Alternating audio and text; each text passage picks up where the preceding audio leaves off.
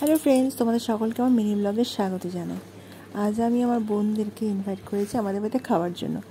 বোনের ফ্যামিলি আর সাথে আমার ভাইকে নিমন্ত্রণ করেছি।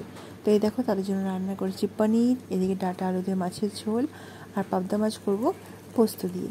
এদিকে চাটনি বানাচ্ছি, আর করেছি পাট শাক, আর হয়েছে তিল বাটা দিয়ে ঝিঙে। তো এসব আমি রান্না করেছি। এবার রান্নাকে সুন্দর করে প্লেটে সাজিয়ে দিয়েছি। তো এবার দু জামাইকে আগে খেতে দিয়ে দেওয়া হলো, মানে আমার বর আর আমার বোনের বর। ওরা দুজন খেয়ে নিক, তারপর আমরা, মানে আমি, মা, বোন আর আমার ভাই বিউটি, এই চারজন মিলে একসাথে খাবো। আমার দেওয়ার এখনো আসেনি, তো লেট হবে আসতে বলেছে।